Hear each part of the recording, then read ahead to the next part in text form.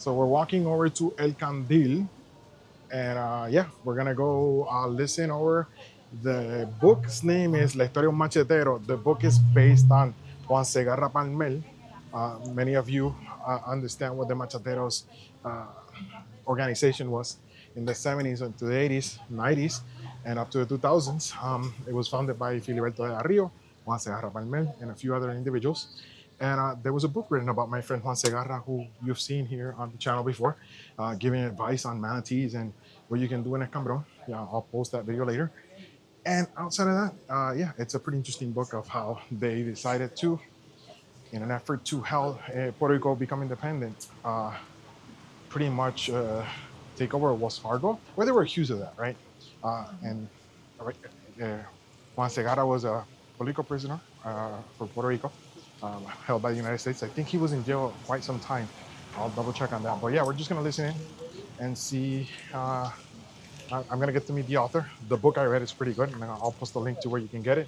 Our clients over at Lemonade, Libro 787, they have the book available. So yeah, so we'll see what else.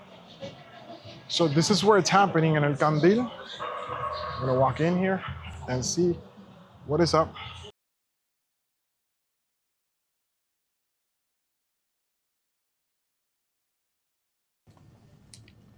Muy buenas tardes. ¿Se escucha? Muy buenas tardes. Bienvenidos a todas, todos y todes. Esta tarde nos convoca un libro muy especial. Aquí en la librería El Candil, que como todas y todos ustedes saben, es un sitio que particularmente le presta mucha importancia al tipo de lectura que nos ayuda a conocer más nuestra historia. Y además del libro que presentamos, tenemos la ventaja de que tenemos al protagonista de este libro. Se trata nada más y nada menos que el libro que escribió Julio Fontanet Maldonado, el licenciado, sobre Juan Segarra Palmer, y se titula La historia de un machetero, la reconciliación nacional como instrumento descolonizador. Y las personas que no conocían personalmente a Juan Segarra Palmer, que lo tenemos por aquí, por este ladito, la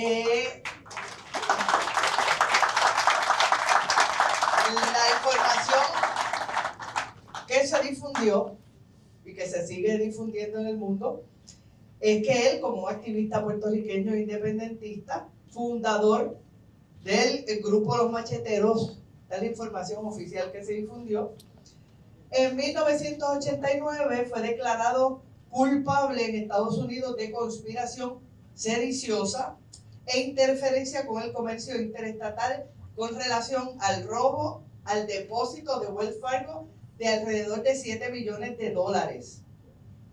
Fue sentenciado a 55 años de prisión y en 1999 fue indultado por el presidente Clinton. Al igual que sus compañeros, fueron recibidos en Puerto Rico por un importante sector de nuestra gente como unos héroes de esta patria y por la lucha por la independencia de Puerto Rico.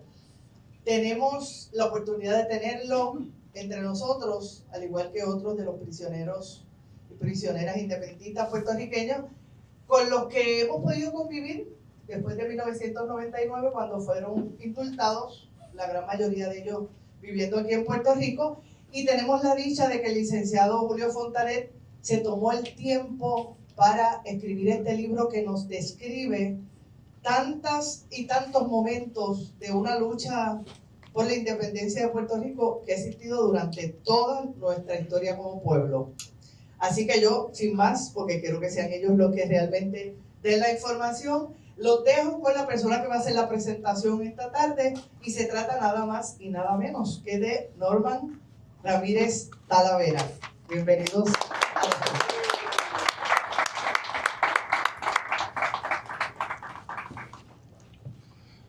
Buenas tardes. Empiezo agradeciendo a la librería El Candil por abrirnos sus puertas, por ser ese espacio donde la palabra encuentra hogar. Y gracias a ustedes, a este público que está aquí esta tarde, porque un libro no cobra vida solo. Lo hacemos nosotros al escuchar, al cuestionar y al sentir. Estar aquí, además de ser un honor, para mí es una responsabilidad. Cuando me pidieron presentar este libro, que ya había tenido la oportunidad de leer con detenimiento, no lo dudé ni un instante. La razón es sencilla. Conozco, aunque sea a través de sus escritos, la trayectoria del licenciado Julio Fontanet, y sé del rigor intelectual y del compromiso ético que caracterizan su trabajo. No se trata únicamente de un jurista brillante, sino de una voz que ha sabido colocarse de manera consistente del lado de la justicia, incluso cuando ello implica asumir posturas incómodas o contracorrientes. Tuve además el honor de saludarle personalmente en un momento cargado de significado, el velatorio del compañero Filiberto Ojeda Ríos, efectuado en el Colegio de Abogados y Abogadas de Puerto Rico. Aquel encuentro, breve pero significativo, confirmó la impresión que ya tenía de él, la de un hombre íntegro, comprometido no solo con su profesión, sino con las causas que definen nuestra historia y nuestra lucha como pueblo. A Juan, por su parte, lo conozco desde otra cercanía. Más allá de coincidir en ideas o en principios, hemos compartido espacios de lucha, de reflexión y de acción. Hemos estado hombro con hombro en momentos que exigen no solo convicción, sino también perseverancia. Esa experiencia compartida le da un peso particular a mis palabras, porque no hablo únicamente desde la admiración intelectual, sino también desde el reconocimiento personal y colectivo de su compromiso. Por eso, presentar esta obra no es para mí un acto protocolar, sino un gesto de coherencia con las luchas que compartimos y con la necesidad de seguir construyendo pensamiento crítico y acción comprometida desde nuestros respectivos espacios. Este libro que hoy nos convoca es un ejercicio de memoria viva, la historia de un machetero reconstruida desde la escucha, la pregunta y el diálogo honesto. No se trata de un relato aislado, sino de una experiencia que se inserta en lo colectivo y nos pertenece a todos. La historia de un machetero es un testimonio humano. Esto es un puertorriqueño mirando a otro puertorriqueño a los ojos. Y juntos desentrañan lo que significó vivir, luchar, equivocarse, caer, levantarse dentro de una organización que el gobierno de Estados Unidos tuvo el descaro de llamar terrorista. Pero nosotros llamamos las cosas por su nombre. No se trata de idealizar ni de santificar a nadie, se trata de acceder a información para reflexionar, para mirar de frente nuestra realidad como pueblo. Y ese objetivo se cumple en buena parte gracias al diálogo constante que construyen las preguntas de Julio Fontanet, las respuestas de Juan Segarra y los comentarios certeros de ambos. Mientras leía la historia de un machetero, afloraron en mi mente muchos recuerdos. Y uno de esos recuerdos se lo voy a contar en esta anécdota. Habían pasado 16 días desde la expatriación. Estábamos en Otisville, Nueva York. Aquel 15 de septiembre de 1985 amaneció frío. Era ese frío que ascendía de aquella tierra extraña para nosotros, de aquellas rocas grises que asoman entre los pinos como huesos viejos. Habían autorizado una visita de familiares. Yo incluía a mi novia, Lidia Valencia Nazario, en la lista. Pero cuando nos llevaron al salón de visitas de familiares, ella no estaba. Pregunté dónde se había quedado. Afuera, me contestó mi hermana. Y en ese instante, esa palabra afuera encendió una imagen en mi cabeza. Yo la vi sola fuera del edificio en aquel frío que no era el suyo. Ella, que había nacido aquí en Ponce, ella del calor de la luz del Caribe. Yo la veía temblar en un lugar que no la reconocía como familia. Esa imagen, la que yo vislumbré, en un segundo pesó más que todas las cadenas. El amor no consta en ningún expediente, pero cruza sin permiso. En ese momento, un hombre mayor se acercó. Era el padre de Juan Segarra Palmer, don Quique.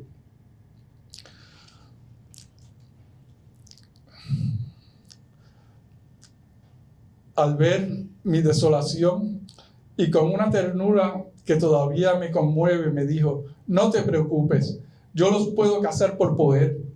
Fue una frase dicha casi en broma, pero con una solidaridad tan humana que se me grabó para siempre. En medio de la frialdad de aquella prisión, un padre, el padre de un compañero de lucha, me recordó que el amor no entiende de paredes. Después supe que Lidia estaba en otro salón y allí me escribía una carta. De eso se trata en parte este libro.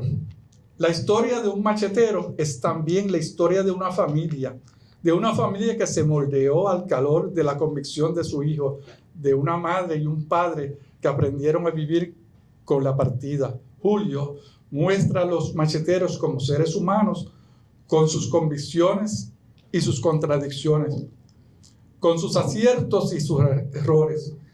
Y al hacerlo nos devuelve la humanidad que el gobierno intentó arrebatarnos cuando nos etiquetó como terroristas. Un momentito.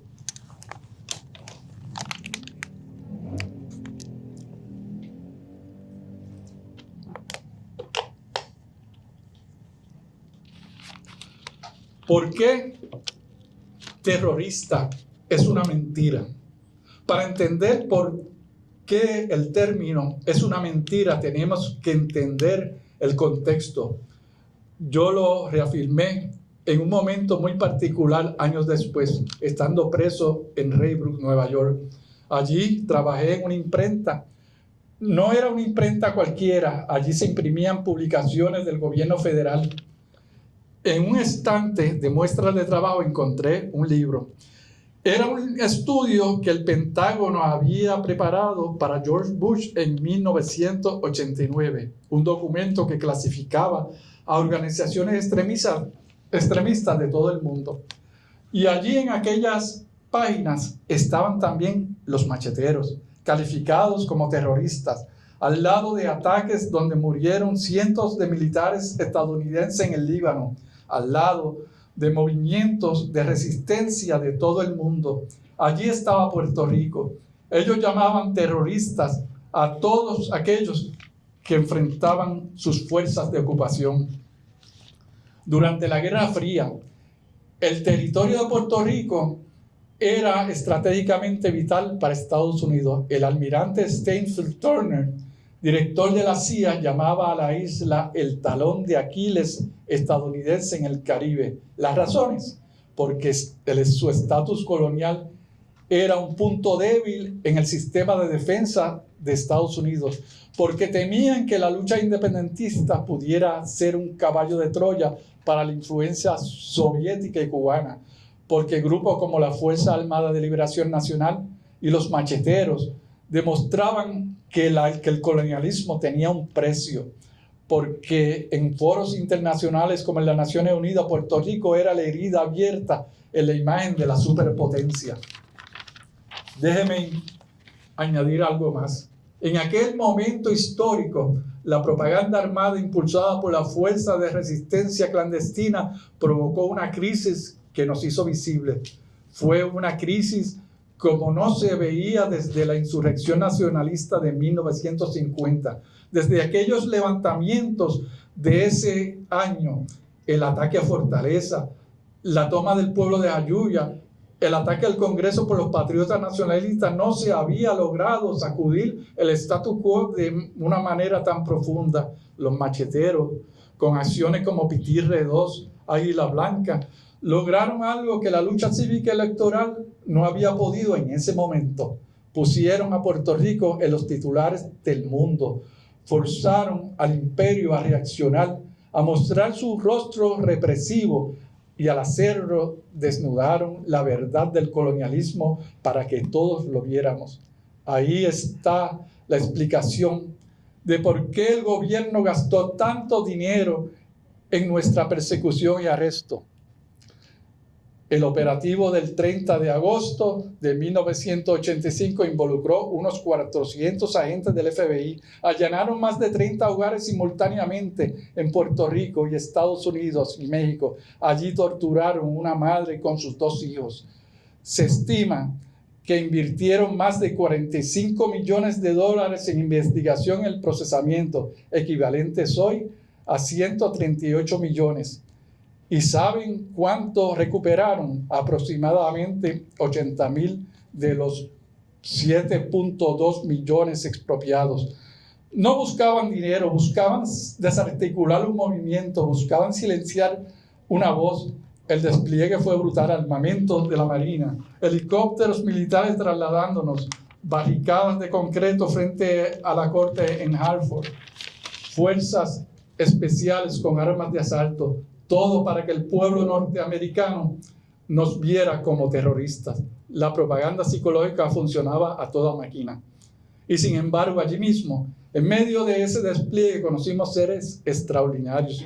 Un equipo de abogados norteamericanos, 20, 30, no sé cuántos al final, que junto a abogados puertorriqueños creyeron en nuestra causa y nos defendieron con una entrega que no se paga con dinero, hombres y mujeres, que pudieron haberse quedado en sus casas, en sus cómodos bufetes, y vinieron a defendernos a nosotros, a los llamados terroristas, porque una cosa es el gobierno imperial y otra muy distinta el pueblo. Los juicios de Hartford fueron los más largos, costosos en la historia judicial de Estados Unidos hasta ese momento. Fianza de más de $1 millón. Acusados como Filiberto y Juan, que estuvieron detenidos sin fianza por casi 3 años. Miles de horas de grabaciones obtenidas mediante el programa de vigilancia más extenso realizado en Puerto Rico hasta esa fecha. El compañero Juan Segarra Palmel fue sentenciado a 65 años de prisión. Pasó muchos años en encierro antes de recibir un indulto presidencial en 1999. El compañero Filiberto, como todos sabemos, fue asesinado en un enfrentamiento desigual. No se trata de un simple caso de robo. Era un caso político, era un juicio y una ofensiva contra un ideal. Pero veamos lo que es el derecho internacional. Y es aquí donde el derecho internacional nos da la razón. Las Naciones Unidas, en sus resoluciones, particularmente la 3103, señalan que el derecho a luchar contra el colonialismo es inviolable. Los pueblos tienen derecho a luchar por todos los medios y añaden particularmente a través de la lucha armada, asegurando así a los pueblos sometidos al colonialismo al derecho a utilizar fuerza y violencia en su resistencia. Sobre la violencia, me parece que todos los compatriotas estamos de acuerdo en que nadie favorece la violencia, pero este pueblo tiene el derecho a resistir la violencia del colonialismo, a resistir la violencia de la ocupación y a la negación de nuestra independencia nacional. No es la violencia política derivada de la justa lucha por la liberación nacional los que nos debe preocupar. Es la violencia misma que supone nuestra situación política, la violencia criminal en una sociedad que ha ido perdiendo sus vínculos solidarios y su sentido de comunidad. La violencia de un sistema de vida orientado hacia un consumismo que no puede pagar y unas expectativas que no puede satisfacer. La violencia de una sociedad obligada a vivir por encima de sus posibilidades, una de las causas del incremento del narcotráfico. La violencia de la corte del imperio, que cada día puede más que el de la colonia. La violencia del traqueteo de los políticos de la colonia, que se pelean por la cuota usufructuaria de empresarios corruptos y narcotraficantes. La violencia de ese mercado de la droga que va llenando los espacios de la ruina de nuestra economía. llevándose consigo las vidas de miles de jóvenes puertorriqueños, la violencia de un país dividido, a ver quién se la busconea más para echar para adelante, la violencia de la desesperanza, del fracaso que se ve y el fracaso que se siente. Esa es la violencia que enfrentamos hoy. El régimen colonial vive una crisis profunda. Seguimos en subordinación colonial que limita nuestra autonomía política y fiscal. Enfrentamos una crisis económica estructural, deuda impagable, austeridad, desigualdad creciente, migración masiva, la gentrificación, el debilitamiento institucional han fragmentado nuestras comunidades.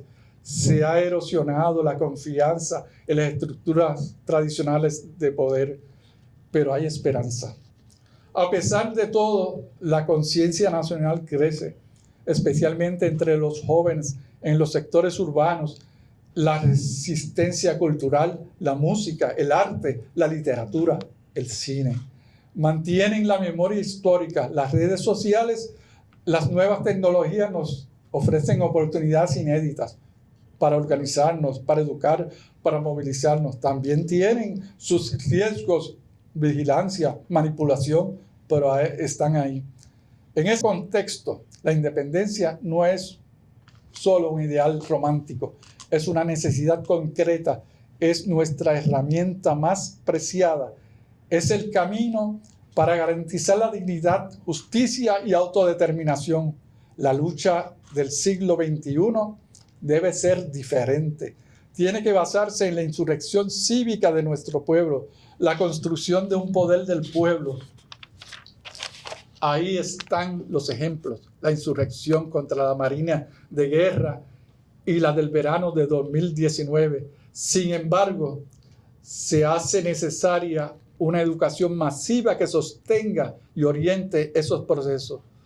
La bandera de los macheteros debe ser un símbolo de resistencia y unidad. Nos recuerda el pasado mientras construimos juntos un futuro libre. No renegamos de nuestra historia, honramos la memoria de quienes lucharon antes que nosotros, pero nuestras acciones deben guiarse por la realidad del presente. Las acciones armadas no fueron un capricho, fueron una respuesta a la represión del régimen colonial. Hoy debemos emplear métodos de resistencia que sean efectivos y sostenibles en el siglo XXI. Educar al pueblo para que comprenda cada acción de resistencia y elevar su nivel cultural debe ser la primera tarea de un movimiento de liberación nacional. Y precisamente esa tarea de educación y memoria que cumple la historia de un machetero. Porque leer este libro me transportó en el tiempo, me obligó a hacer pausas, a sumergirme de lleno en aquella época. Fue un momento en que las heridas de nuestro pueblo, la fractura de nuestra organización, entonces divididas en 3 grupos, quedaron brutalmente expuestas ante el ataque coordinado de la fuerza represiva. Ese era el reflejo de un movimiento que con sus aciertos y errores actuaba movido por lo más profundo de la convicción humana, el anhelo de sacar a la patria de la ignominia del colonialismo. El corazón de este libro es,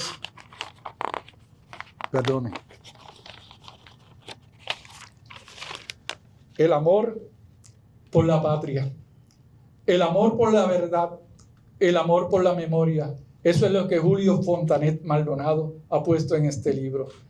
Y eso es lo que Juan Segarra Palmel nos regala al compartir su historia con nosotros.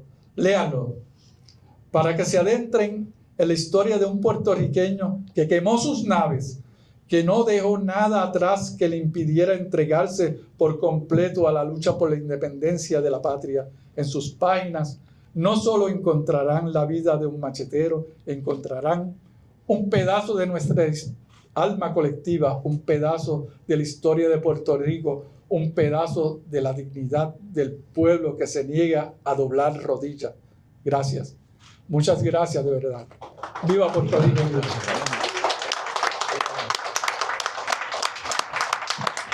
Muchas gracias a ti, de verdad.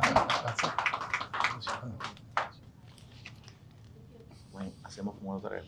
estoy. Bueno, saludos. Buenas tardes a todos, todas y todes. Debo comenzar diciendo algo que a veces repito cuando me encuentro con tantos buenos amigos y amigas, buenos puertorriqueños y puertorriqueñas. Ojalá este fuera el único colegio electoral de Puerto Rico.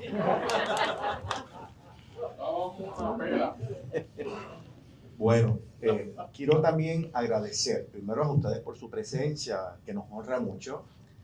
A Nelson por una presentación que nos ha emocionado, ¿verdad? Y las cosas que dices de Juan, que dices de mí, a mí muy emocionados y realmente innecesarios, pero muy agradecido, muy agradecido. Quiero también comenzar, voy a ser muy puntual porque un poco lo que queremos hacer Juan y yo es que ustedes tengan la oportunidad de hacerle preguntas particularmente a Juan sobre las cosas que Juan comparte con ustedes a través de mis preguntas.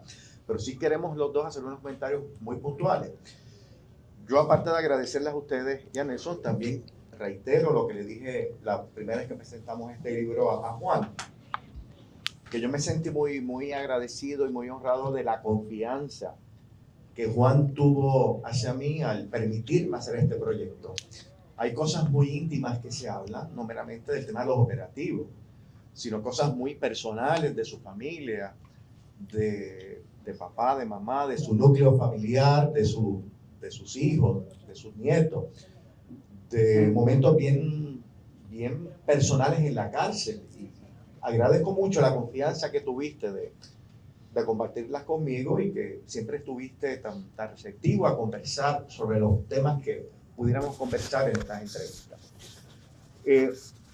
Yo sí algo que quiero compartir con ustedes cómo es que surgió la idea del libro, porque yo creo que es interesante y discutimos varias ideas de cómo hacerlo. Y creo que escogimos la correcta al final.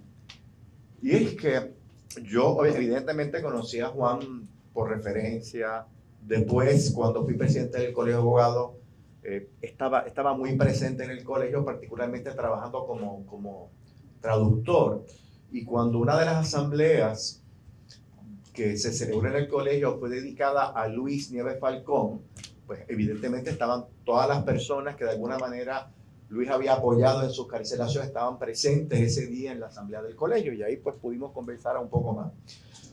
Pero después, como profesor en la Facultad de Derecho de la Interamericana, hay un curso que yo ofrezco que se llama Derecho Penal Internacional, donde se discute la reglamentación de la guerra, los convenios de Ginebra, ¿verdad? Reglamentación que el presidente Trump se le olvida que existen, como ustedes saben, ¿verdad? Y bueno, y Netanyahu ni se diga.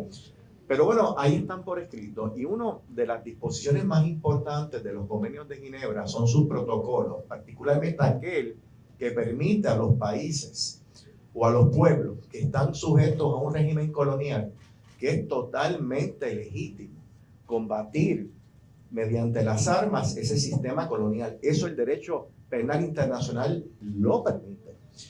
Y entonces, ¿qué sucede? Nosotros, pues, en ese curso, cuando yo iba a discutir esa parte de los convenios de Ginebra, invité inicialmente a Carmen Valentín. A Carmen Valentín, sí, a Carmen, y después que era de la Fuerza de Liberación Nacional, y después pues también se integró Juan a esos conversatorios con los estudiantes.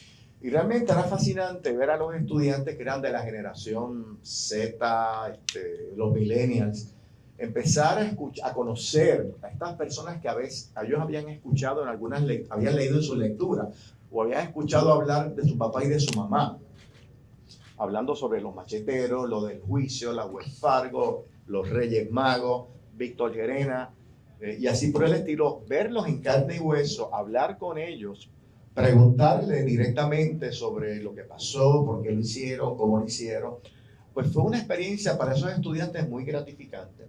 Así que lo hacíamos todos los años que se ofrecía el curso, y después Juan y yo nos quedamos a conversar de varios temas, porque Juan no es monotemático, Juan habla de 1000 temas, se lo dejan. Juan es una persona muy culta, un humanista, puede hablar de tantas cosas, temas tan interesantes. Y nos quedamos hablando. Y un día le planteé, oye Juan, ¿tú no has pensado en escribir un poco sobre esto que tú estás hablando en la clase? Pues, que estoy ocupado, pero nada, deberías quizás hacerlo tú y seguimos hablando hasta que momento, pues bueno, pues vamos a haerlo, decimos hacerlo. Me acuerdo que fue un restaurante chino que estábamos comiendo, Yumi. Y entonces después la idea, bueno, ¿cómo lo hacemos? ¿Como una novela, como ensayo o como una entrevista? Y el tema de las entrevistas, a mí me llamó mucho la atención, primero porque Juan es un gran conversador, pero también contesta las preguntas, porque cuando pensé hacer este proyecto busqué varios modelos de libros de entrevistas. Uno de los primeros que recordé fue lo que había leído cuando era muy joven, que era Fidel y la religión, que es una entrevista que Fray Beto le hizo a Fidel Castro. Pero había un problema. Fray Beto le hacía una pregunta a Fidel Castro y Fidel hablaba como 40 minutos por cada pregunta. Así que ese era un problema, ¿verdad? Pero yo sabía que, bueno, Juan no es así. Después había otros dos libros que a mí me gustaron mucho, más contemporáneos, que era uno que hizo Daniel Nina de una entrevista a don Juan Maribraz, y otro aún más reciente, en aquel entonces, que era uno que hizo Collado Schwartz sobre soberanía exitosa, donde entrevistaba a expertos en el tema de Singapur, de Irlanda, sobre el desarrollo vertiginoso de esos países a pesar de enfrentarse a grandes problemas y particularmente haber sido colonia por muchos años, tanto de los ingleses, ¿verdad? Bueno, de los ingleses, en ese caso de Irlanda y de Singapur. Así que escogimos este modelo, pero también estaba el tema del contenido, porque ahí Juan y yo nos sentamos a hablar mucho sobre el contenido, porque hay cosas que evidentemente se pueden hablar, pero hay cosas que no se pueden hablar, porque tampoco era para exponer a nadie. Claro, aquí hay dos procesos que ya fueron juzgados, que fueron tramitados, pues podíamos hablar en detalle de los operativos en la base Muñiz y del operativo en la web Fargo, y hablamos en detalle, porque para mí era importante no meramente decir lo que ya se sabía o lo que había escrito Ronald Fernández sobre este tema. Claro, que Ronald Fernández lo escribió a base de información que le daba el FBI, no tenía realmente información más de adentro de cómo era la estructura, del detalle de los operativos, hasta el frío que hacía, y Filiberto cogiendo la motora con el frío ese, que es una historia que nadie sabe. Bueno, ustedes la sabrán cuando lean el libro, ¿verdad? Pero es fascinante la forma en que Juan relata al detalle los operativos, pero siempre de manera muy responsable, de manera muy responsable particularmente por mucha gente que colaboró en esos proyectos y que nunca fueron identificados y cuya identidad evidentemente hay que preservar a perpetuidad. Así es que obviamente se habló de los operativos, se habló de la estructura de los macheteros, del logo, cómo se formó, cómo funcionaba, insisto, sin exponer a nadie, pero me parecía a mí también que era importante, aparte de los operativos, que es lo más que llamaría la atención, había un poco y eso yo creo que Nelson lo recogió bien cuando lo explicó. Algo que yo quería transmitir era que el lector conociera, bueno, en este caso a Juan, pero cada protagonista tiene una historia que hay que contar como la de Juan, de papá, de mamá, de esposa, de hijo, de ese proceso. Porque algo que es fascinante de Juan es que Juan, yo creo que nació en principio, las circunstancias le iban a mover a ser un abogado corporativo. Cuando uno mira su perfil, dónde nació, dónde se crió, dónde empezó a estudiar prep school en Estados Unidos, después bachillerato, hasta que unas cosas que le pasaron estando en la universidad, 1968, que como ustedes saben, fue un año que pasaron muchas cosas en el mundo, en Francia, en Estados Unidos, en Chicago, en Nueva York, muchas cosas, en Vietnam, evidentemente, y en Puerto Rico estaban pasando otras cosas también. Pues todas esas circunstancias, pues yo creo que ubicaron a Juan en lo que realmente tenía que ser su vida, lo que era su fin de vida, y lo llevó por el camino que quizás algunas personas cuestionarán. Yo creo que fue el camino correcto, el camino del clandestinaje, de entender que su vida, que es una sola, tenía que ser utilizada para un fin, para un propósito vital, fundamental. Y eso, y vemos la transformación. Después vamos con los operativos, después vamos para el juicio, y un proceso que no se ha contado mucho, que es el tema de la cárcel. que fue larga, fue un periodo largo, ¿verdad? Alguien me decía, pero Juan, qué bien tú te ves para la edad que tienes, me decía. Yo, pero si Juan tuvo 20 años sin amanecerse y sin beber ron, ¿verdad? Pues, Sí. obviamente, tienes que estar mejor. Fueron 17 nada más. Pues, y se cuidaba tanto mentalmente como físicamente, ¿no? Pero esa es una época, porque cuando yo hablaba con Juan de esa época, Juan nunca se recriminó haber estado en la cárcel. Él dijo, bueno, yo cuando decidí hacer esto, sabía los posibles escenarios y los afrontó con una gran valentía, mucha verticalidad, pero siempre con la esperanza de que aquí en Puerto Rico estábamos muchas personas, todos ustedes, mucha gente moviéndose para lograr su excarcelación, que no iba a ser en 2, ni 5, ni en 10 años, pero que evidentemente había un proceso encaminado. Y eso le dio mucha fe, pero no vemos nunca esa queja de que por qué hice esto, no puedo bregar con esto. Al contrario, como inclusive su tiempo en la cárcel fue un tiempo bien valioso para ayudar a otros presos que no tenían quizás las posibilidades bueno, ¿qué vas a hacer cuando salgas de la cárcel, verdad? Yo creo que se dedicó a ser muchas veces el hermano, el mentor, el papá de muchos de esos presos en las múltiples cárceles que estuvo en Estados Unidos. Después viene el momento bueno, el momento de la liberación, ¿verdad? Las cosas que ha hecho. Y conversamos un poco sobre el futuro, ¿verdad? Pero no voy a adelantar, pero sí quiero mencionar algo para terminar. Al igual que el formato que escogimos, me pareció que fue el correcto. Y vean que van a ver las entrevistas, no eran yo no le di a él un listado de preguntas. Nosotros, digo, bueno, Juan, voy a hablar de tu vida y de tu adolescencia en esta primera entrevista. Vamos a hablar del operativo de la Wells Fargo, vamos a hablar del operativo de la base Muñiz, vamos a hablar del juicio. Pero nunca pensamos que queríamos hacer unas preguntas y respuestas que lucieran robóticas. Me pareció que era importante captar la espontaneidad de una entrevista, de una conversación.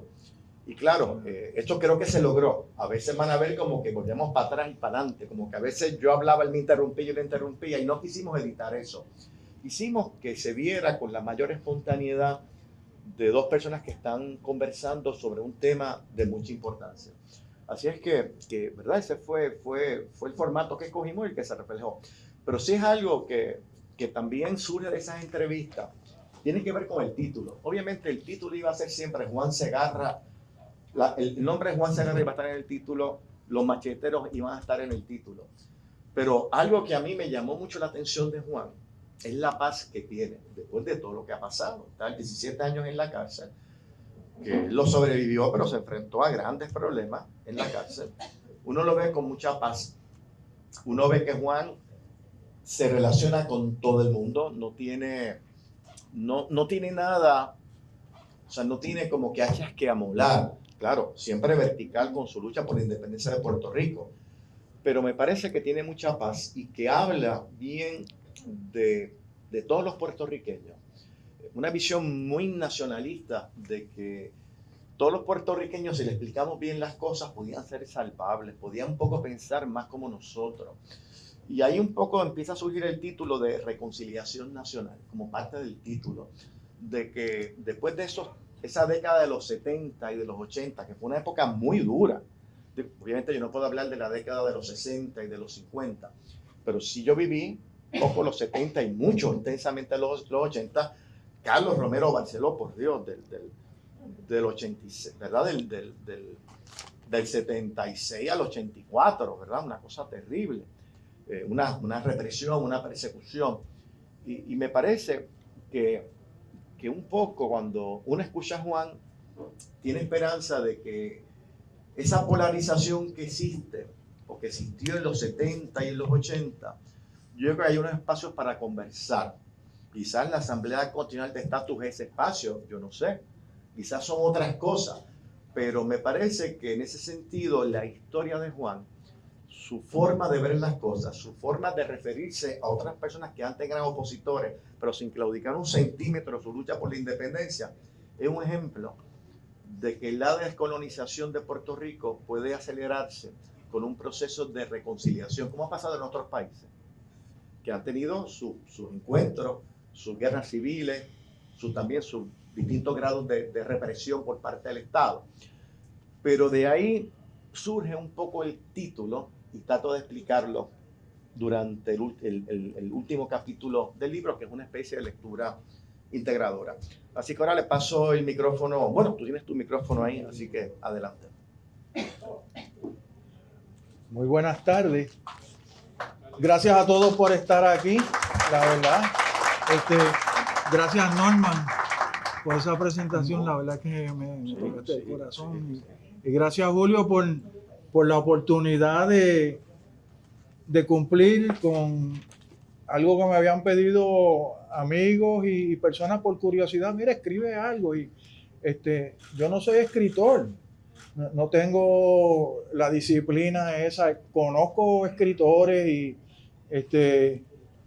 al principio cuando insistían en que, mira, escribe algo, pues consulté incluso con el padre Picó, que me lo encontraba todas las mañanas porque yo camino por el Escambrón y él todas las mañanas estaba allí frente al archivo general de Puerto Rico para entrar a hacer sus investigaciones y le pregunté, Fernando, ven acá y ¿cómo tú haces? Y entonces pues yo escribo todos los días, tú sabes.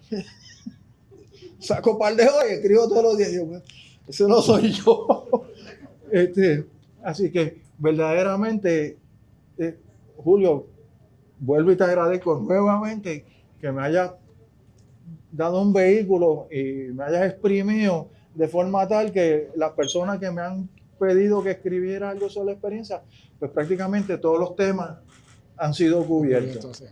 Y entonces, solo un comentario sobre lo que dijo Perla al principio, que ahí, entonces ahí podemos, yo de mi parte lo abriría a preguntas de ustedes. Es que mencionó de que fuimos convictos de conspiración sediciosa, lo cual no es cierto. De hecho, la acusación, el cargo de conspiración sediciosa estaba en el pliego acusatorio original y lo eliminaron. Y lo eliminaron porque se dieron cuenta que eso daba margen a una defensa política de qué es conspiración sediciosa y cómo puede, lo que decía Juan Antonio Corregel, que es el delito imposible, conspiración sediciosa de nuestra parte. Y pues nada, eliminaron ese cargo para tratar de mantener todo el juicio dentro de un marco exclusivamente robo a banco, ese tipo de cosas. Pero como bien señaló Norman, tuvimos el apoyo de un montón de gente antiimperialista, fieles a una veta de la tradición original americana del Underground Railroad, que estaban allí en Hartford con bastante presencia, de la lucha, apoyar la lucha abolicionista. Súbelo ahí. Por ahí. Y háblale de frente. Ok, disculpen. Ahí. Me siento un poco. Sí. Bájalo más. Bájalo más. Sí, sí, por favor. Aquí. Ahora estamos. ¿Estoy transmitiendo? Sí. Ok. Pues había mucho apoyo antiimperialista y pudimos trabajar eso. Eso fue un punto que es importante recordar, que no todos los Estados Unidos es MAGA, que verdaderamente hay una veta antiimperialista bien fuerte y que fueron bien solidarios con nosotros y a ellos pues eternamente agradecidos. Y con eso pues verdaderamente lo dejo a ustedes a contestar cualquier pregunta o escuchar cualquier comentario que ustedes quisieran hacer.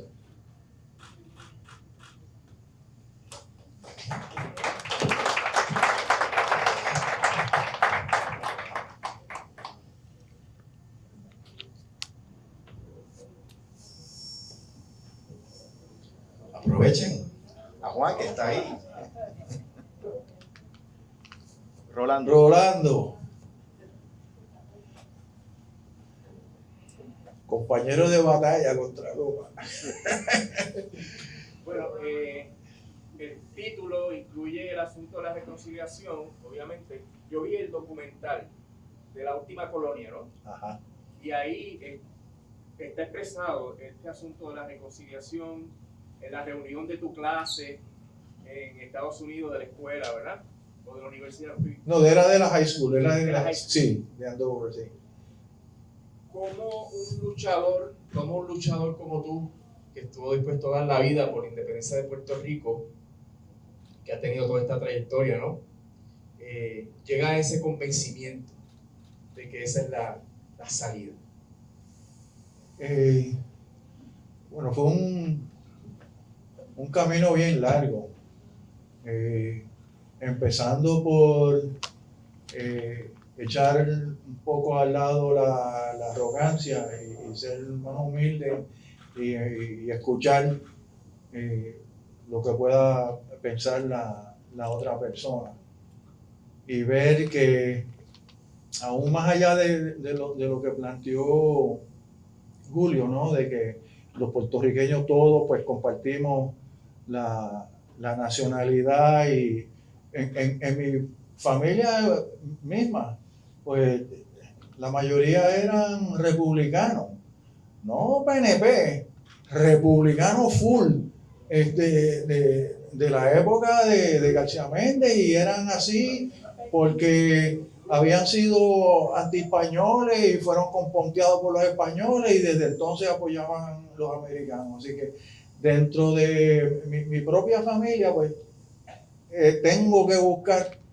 la forma de trascender y buscar el bien común y la forma de entenderlo. Y eso tiene que empezar por la humildad, para mí. Y en cuanto a los Estados Unidos, pues desde siempre, o sea, el primer día que llegué a Andover, un chamaco me dijo, hey, speak. Y pues nada, le metí una pescosa y gracias a Dios todo terminó ahí. Pero el resto de los 4 años que estuve allí, lo cierto es que la mayoría de los americanos no eran racistas. El racismo de ellos a veces era para ellos invisible. Ellos podían decir, oh, you don't look Puerto Rican, y entender que eso era como un elogio. Y claro, después del primer día que entré al comedor, y yo entré con mi gallito, con Brill Cream, y los pantalones tornasol, y bueno, surgió ese comentario de Speak y pues rapidito yo empecé a peinarme para el lado, a dejar de usar brillantina, a vestirme como se veían todos los demás, y tratar de amoldarme. Pero aparte de eso, de lo que viene así de la ignorancia, pues la gran mayoría, y que fue lo que tú observaste posiblemente en la parte del documental sobre la reunión con los compañeros de high school, pues eran gente chévere, casi todos estaban en contra de la guerra en Vietnam, apoyaban el movimiento de derechos civiles, aunque eran blanquitos. En la escuela éramos 800 y pico, habíamos 3 boricuas, y como 5 negros, así te puedes imaginar el contenido de clase y racial que había. Pero aún así, la gran mayoría, o sea, son seres humanos igual que nosotros. Así que a ese nivel, sí, la reconciliación es definitivamente no solamente posible, sino necesaria para poder trascender y atender entonces todos esos problemas que adolecemos, que señaló Norman, que todos conocemos, y que enfrentamos nosotros y están enfrentando probablemente todas las poblaciones del mundo en este momento. Dímelo. El señor presentador Norman, el presentador hizo una síntesis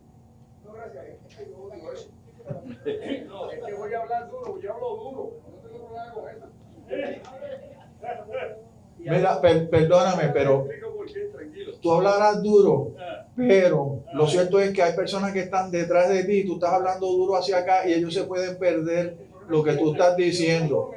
Así que no se va a oír. Además, mira, están grabando, por favor. Ok, gracias. Gracias. Vamos a eso, porque Vamos. si no vamos a recoger la transmisión, ahora es tiempo. Según el señor presentador resumió la situación política y social y económica de este país, ¿cómo usted ve en estos momentos la lucha? ¿Qué futuro? ¿Cómo cabe? Ya, esa es la pregunta. Bueno, Norman señaló la gran combatividad y resiliencia de este pueblo, sacando a la Marina de Vieques y sacando a Ricky Rosselló. Yo hace un par de semanas estuve en la marcha contra Esencia, donde estuvo gente de toda la isla, de todas las generaciones, y un poquito antes estuve en el Bosque del Pueblo, donde se celebraron 30 años de victoria del Bosque del Pueblo. Y si alguna vez alguno de ustedes ha estado allí en Casa Pueblo, en la sala, saben que están esas dos fotos de la primera manifestación o convocatoria que hubo, donde había una sola persona parada en esa plaza y la otra 30 años después. Pues mira, ahí yo creo que está la clave. Es la educación, es el tesón, la perseverancia y todas las cualidades que este pueblo ha evidenciado en esas luchas y en esas personas que son las que están llevando la bandera hacia adelante en estos momentos, sin olvidarnos de Bad Bunny. Sí, Muy importante, Benito O.A. sí, nada, leí Propaganda Armada, yo estaba en esa lucha. Propaganda Amén. Armada. Está pasé la propaganda armada. No conteste la pregunta, por favor. ¿Puedo decir? Sí, por favor. Yo comparo esto.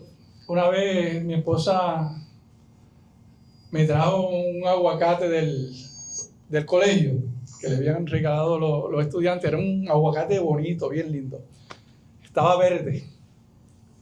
Entonces yo había leído que si uno metía ese aguacate en el microondas y le daba varios segundos, lo sacaba, lo metía de nuevo, varios segundos, lo sacaba, lograba acelerar la maduración de ese aguacate. ¿Qué pasa?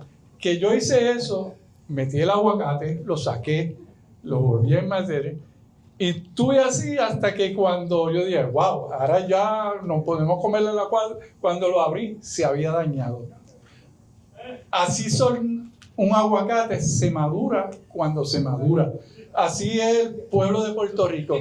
Cuando llega el momento de esa maduración, ahí vamos a estar nosotros, ahí va a estar el pueblo. Y no va a ser como antes, que nosotros salíamos adelante y el pueblo estaba atrás.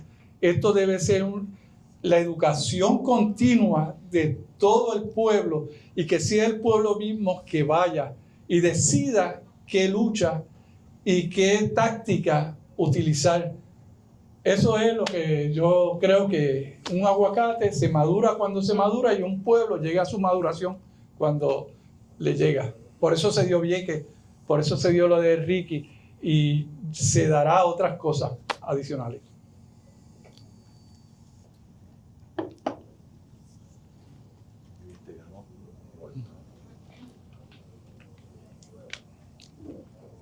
Lidia me regañó cuando yo le di aguacate.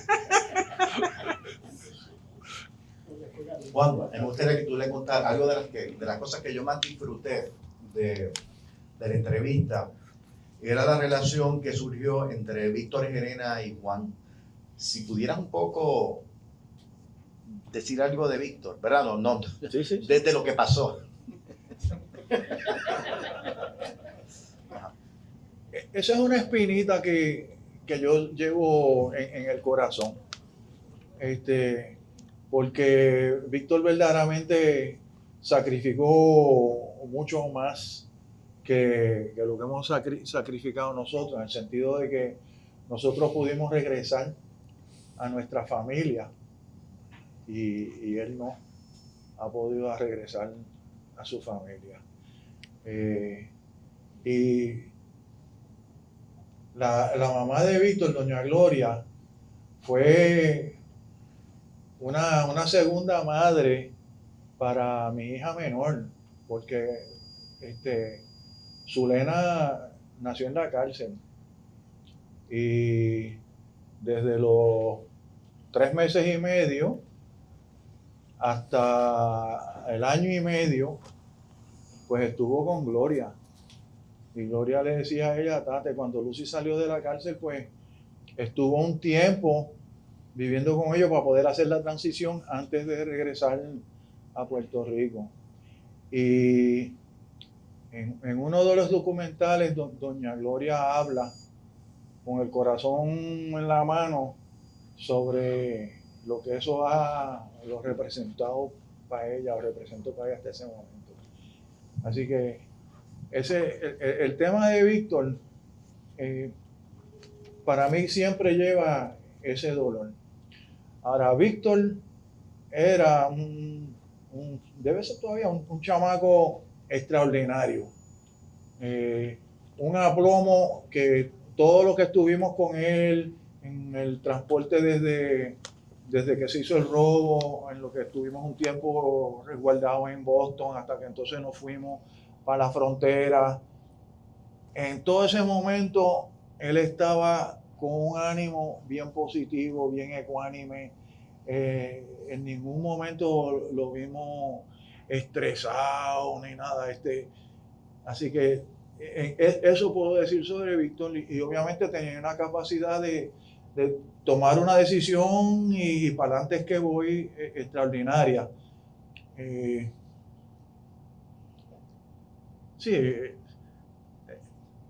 No sé si con eso contestas la pregunta. Sí, bueno, acuérdate que inicialmente Víctor iba a ser como el rol de que era la víctima. Sí, correcto. Eso da una idea de verdaderamente el tipo de persona que era Víctor.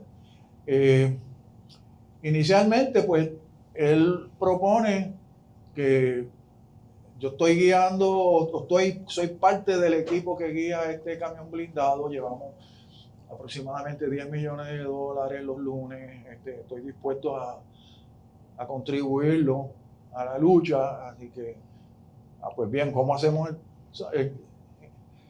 Hay muchos detalles, pero la cuestión es llegamos al punto de, ok, vamos a hacerlo. Y originalmente, pues, el plan era que en uno de los lugares donde ellos se detuvieran, pues, como habíamos hecho aquí en otras ocasiones, pues, caerles arriba. Y claro, al tener uno de 3 personas al favor nuestro, pues ya hacía la cosa mucho más fácil. Y por ahí iba el plan. Hasta que llegó el momento en que Víctor dijo, mira, para que no haya que arriesgar a todo el mundo, ¿qué tal si lo hacemos en el mismo almacén? Yo encañono a los compañeros de trabajo y lo hacemos de esa forma. Y eso, pues, convertía el operativo, el nivel de riesgo para todos los demás, pues, de 100 a un 10%. Para él, era de un 10%, porque sabíamos que si él se hacía el pendejo y lo teníamos que dar una pescosa y amarrarlo, y todo eso, pues como quiera iban a estar pendiente a él, investigándolo, y no iba a estar completamente libre, particularmente porque iba a ser la segunda ocasión que le ocurría eso. Él había, en una ocasión anterior se había perdido dinero y una bolsa desapareció, y él era uno de 3 que estaban en el camión y lo habían investigado y salió bien de la investigación y pensaron que había sido otro, pero tú sabes, como quiera, pues era una situación, iba a ser desagradable para él, pero comparado eso con el precio que terminó pagando por estar dispuesto a que los demás no corrieran el riesgo, pues demostró un nivel de entrega y de compañerismo verdaderamente fuera de liga. Por acá. Sí, todo, si quieres. Adelante. Después Juan me regaña, si no se Julio, a Juan yo le hago preguntas por las mañanas. Ok. A ti te voy a hacer. Julio, ¿cómo tú decides qué va en el libro y qué no?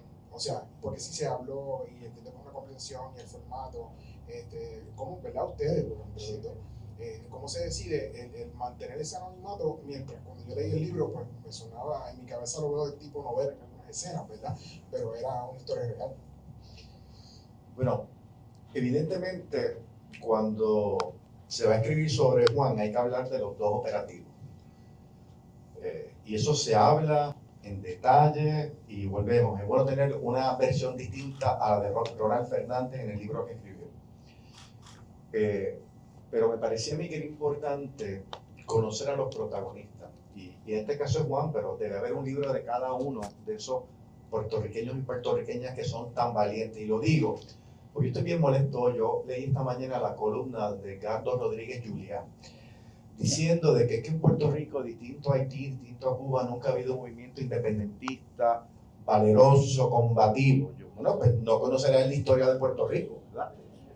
Y la historia de los macheteros, de la Fuerza Armada de Liberación Nacional, de todas estas otras organizaciones que surgieron particularmente en los 70, ¿verdad?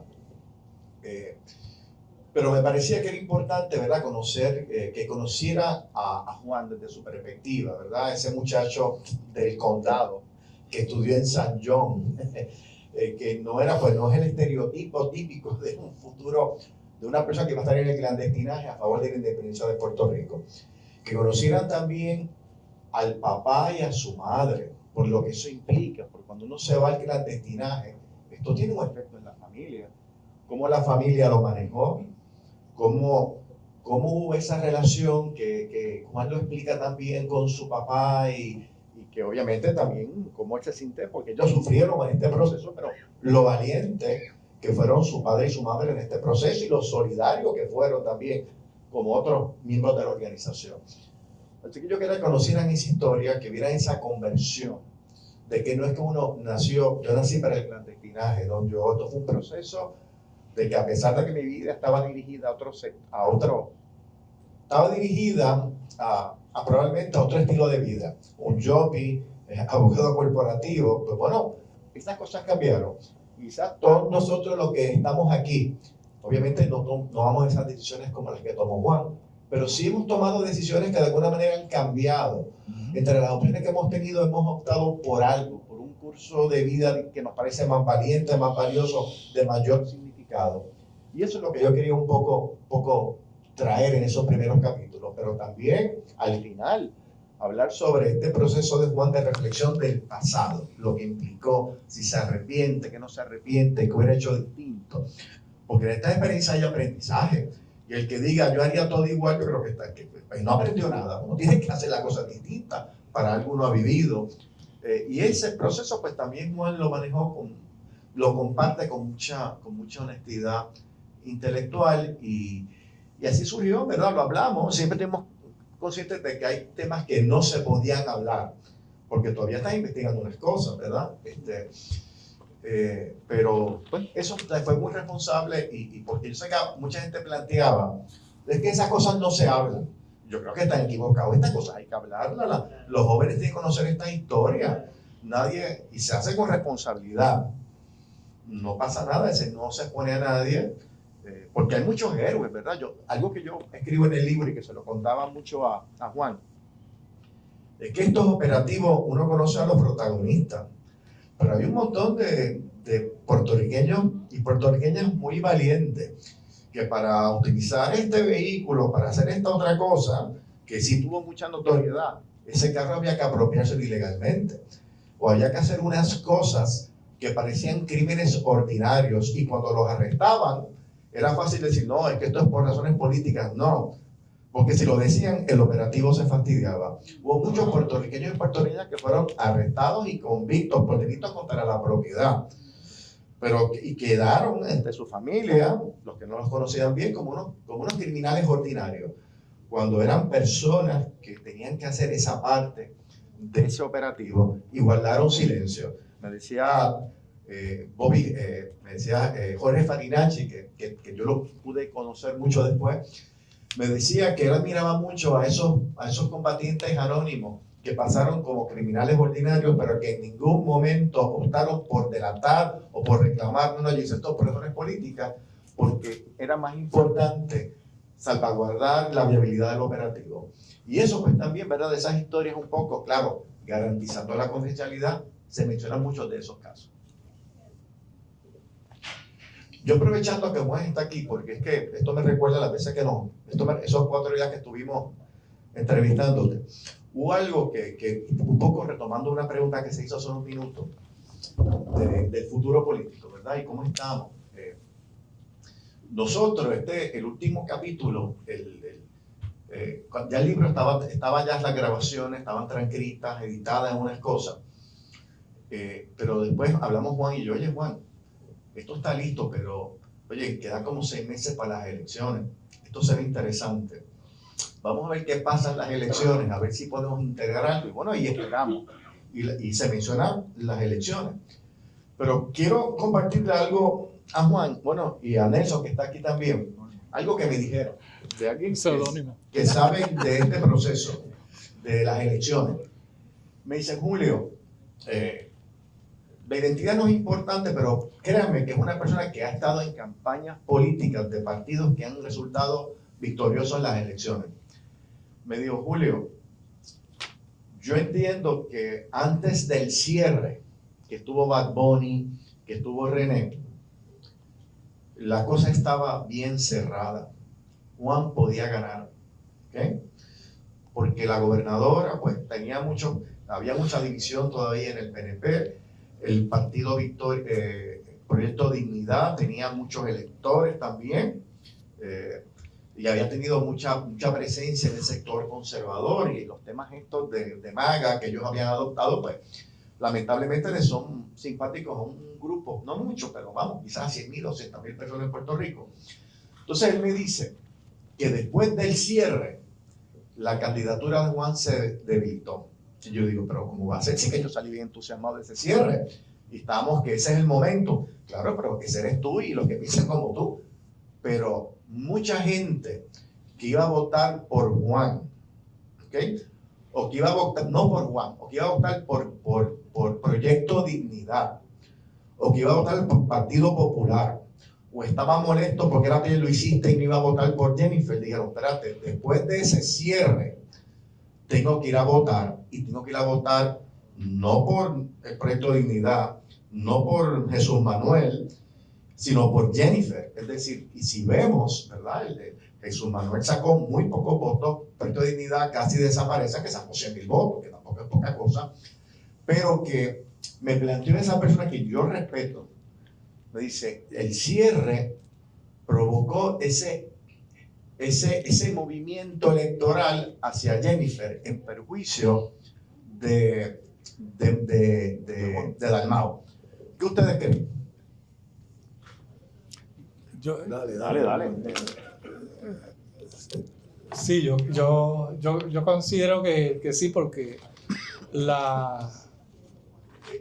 los que votaron por Jennifer era el sector conservador del Partido Popular, y el proyecto se vio en el resultado de los votos. No sé si tú estás de acuerdo, pero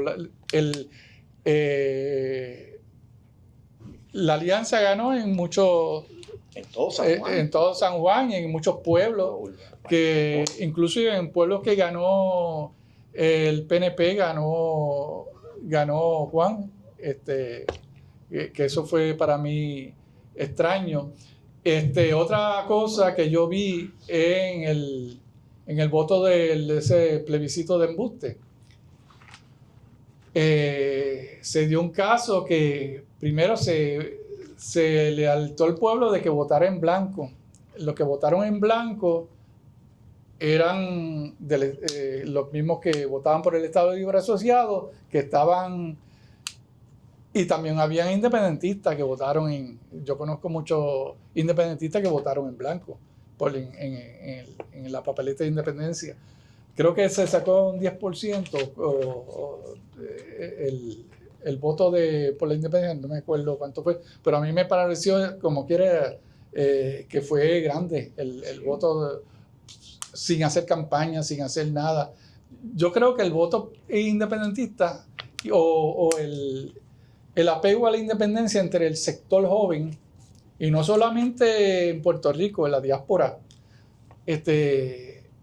hay un gran sector que está a favor de la independencia, que eso para mí, yo creo que hay que trabajar ese sector en la diáspora, que son parte de nuestra nación y que tienen una labor para realizar. Y eso es lo que yo he visto, un crecimiento. Yo he estado en el movimiento independentista desde mis 14 años. Entonces yo he seguido ahí luchando. Yo vengo y siempre he militado en el Partido Independentista, a pesar de que estuve en la organización Macheteros, mientras era un cuadro de los macheteros, también era un militante del Partido Independentista. Eso pues, porque yo creo que nosotros debemos tener varias flechas cuando llevamos el combate. Si nos falla una, pues usamos la otra. Yo no veo ninguna contradicción entre las diferentes tácticas de lucha. Una vez, nosotros tenemos un compañero, Isaac Camacho, que usó una analogía. Sí, es un filósofo, Isaac. Él le dijo a miembros del Partido Independentista: mira, esto es como si nosotros encontráramos una montaña y en medio de un camino, y unos dicen: mira, yo le voy a meter dinamita a esa montaña, y otro dice: no, yo voy a subir por la montaña y voy a tratar y otro: pues yo voy a tratar de buscar un hueco. ¿Quién tiene la razón? Todos tienen la razón. ¿Por qué? Porque el que le va a meter dinamita tiene que tener cuidado en no obstaculizar el trabajo que están haciendo los que están subiendo por esa montaña, porque tiene que haber una coordinación. Por eso yo creo que todo medio de lucha y toda táctica es importante. Y en eso de la reconciliación, aquí nosotros nos hemos peleado mira, que si la lucha armada, y como les dije, la lucha armada no es un capricho, se utiliza cuando llegue un momento histórico que se tiene que utilizar, pero no es una táctica, no es una vaca sagrada, como las elecciones tampoco son una vaca sagrada. Está la lucha en la calle, en la cívica, en la insurreccional. La insurreccional no tiene que ser una lucha armada. La insurreccional tiene que el pueblo tirarse a la calle a detener el país. Eso se puede hacer poco a poco, pero con mucha educación. Eso es lo que yo creo y nosotros necesitamos educar a ese pueblo, educar a esos jóvenes desde temprano. Y eso es lo que no hemos hecho en muchos aspectos en todas las organizaciones. Hemos fallado. Un breve comentario sobre la pregunta, ¿no? De si pienso que la presentación de Residente y Bad Bunny pues tuvieron, pues entiendo que en ese entonces pues eran más polarizantes, y lo cierto es que la polarización pues eso es el resultado normal que ocurra en cualquier tipo de escenario. Yo creo que la misma situación, si ocurriese ahora, después de victimar una foto y lo que le pasó a Hawái, el resultado sería diferente. Yo creo que hemos evolucionado en ese sentido. Entonces lo otro, una anécdota sobre Isaac. Cuando nos trasladaron de la cárcel de Otisville a MCC Nueva York, ya llevábamos 4 meses y medio en Otisville. Otisville quedaba a horas de la ciudad de Nueva York y los abogados dijeron, mira, esto es demasiado difícil para nosotros, estar viniendo para acá todo el tiempo. Y estuvieron de acuerdo entonces las autoridades en trasladarnos a Nueva York. Y ahí entonces se iba a producir la primera visita familiar que nos vinieron a ver después de tanto tiempo. Ya tú te habías ido. Sí, ¿verdad? ya me había ido. Y pues Isaac, mientras estábamos desde que caímos presos, casi todos empezamos a leer bastante, ¿verdad? Y él leyó sobre Juan de la Torriente Bravo, que estaba preso en Cuba, y en Cuba, como preso político, pues rehusaba usar el uniforme de preso y andaba nu en la cárcel, y se había dejado crecer el pelo y la barba y qué sé yo. Pues ese espíritu pues inspiró a Isaac, y él sabía, Isaac era miembro de la Guardia Nacional, que tenía el bigote reglamentario, que tenía que estar por encima del labio, no puede extenderse hasta aquí, y el pelo bien cortito, bueno, militar al fin, ¿verdad? Pues se había dejado el pelo. Yo no creo que hay nadie aquí que tenga el pelo tan largo como lo tenía él, una barba así, Sí.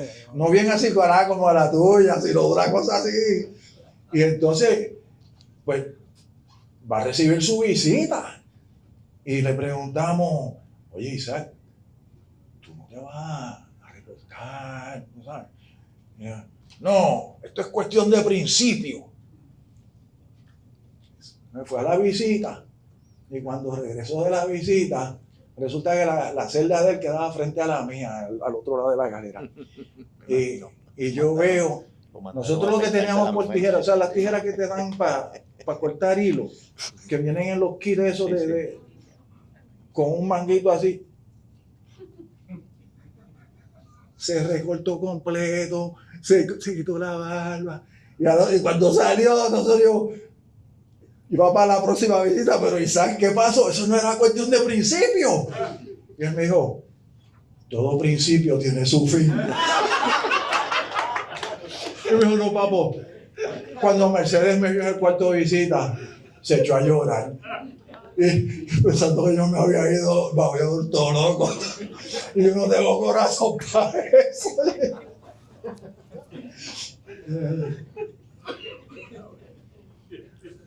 Ayala, por favor, sí, adelante. A esa mención, un par de ocasiones nos referencia a Benito Antonio. El caballero también mencionaba ahorita este aspecto de la educación. Pregunto, desde su perspectiva, si ese boom que ha logrado la exposición de Benito, tanto en términos internacionales sobre la condición colonial de Puerto Rico, como la estimulación de un nacionalismo patriótico, folclórico en Puerto Rico, ha sido aprovechada de forma estratégica por organizaciones independentistas estructuradas en Puerto Rico como para ayudar en esa educación a transferir esas emociones y esa información en algo concreto de la lucha con la independencia. ¿Estás dirigiendo la pregunta Sí, mía sí. a cualquiera? No, pero Ok. No sé a nivel estratégico de organizaciones y eso, pero sí lo que estoy percibiendo es que a nivel orgánico, a nivel comunitario, a nivel popular, cuando veníamos ahora de camino conversando, porque Lidia y Norman son de Vega Baja, y comentando la cantidad de cosas que se están haciendo y promoviendo en Vega Baja, que la mayor parte de nosotros no nos enteramos, pero lo que están es creando una trenza, y la trenza tú sabes que es lo más fuerte que hay, ¿okay? Porque se puede soltar un hilo, pero el trenzado es una cosa bien fuerte, y ahí se están uniendo lazos de todo tipo, económicos, culturales, familiares, que es lo que le da la fuerza y la resiliencia a una sociedad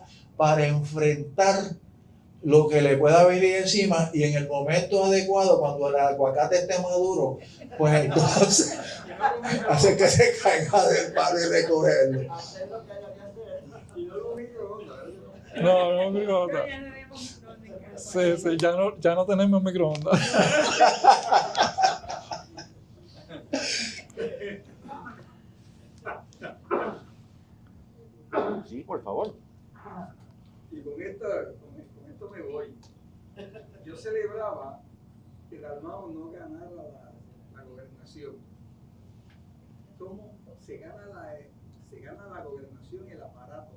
Pero tienes el aparato para controlarlo, que no lo tenía. Exacto. Ese No lo va a ser un tenía. desastre. Ha sido un placer, joven. Sí, hubiese sido. Él ha tocado un punto que es súper importante, porque si vemos, por ejemplo, Vieques, pues en Vieques ganamos, pero cuando uno se pone a mirar, pues mira, ha habido, en Vieques el problema de la vivienda incluso está peor ahora que lo que estaba cuando estaba la Marina, porque como ahora es apetecible para los turistas, pues los precios de la vivienda y muchos otros problemas que hay en Vieques los vemos ahí. Hay restaurantes en Vieques donde todo el personal es americano. No hay un mesero, una mesera, ni tan siquiera puertorriqueño, pero ¿qué es eso?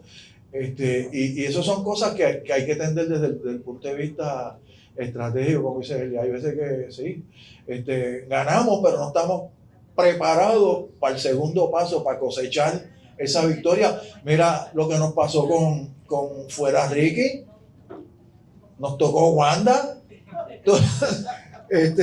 Y pues nada, yo creo que de todas esas cosas vamos aprendiendo y se van sembrando y haciendo cosas, muchos proyectos que hacen lo que esta patria sea viable cuando sea, mientras el colonialismo se va desmembrando. Porque si no hay agricultores y trabajadores diestros y todo lo demás aquí en el país, no vamos para ningún lado, pero ahí yo entiendo que sí, que se está creando. Oye, que lo diga Jennifer, con la barriga que Dios sí ha podido gobernar. ¿Cómo fue? Jennifer, con esa barriga sí ha podido gobernar con los... Tampoco está preparado. Sí. Bueno, pues si no hay más nadie, pues muchas gracias a todos, todas y todos por su presencia y atención. Gracias a ustedes. Gracias a ustedes por venir. Gracias.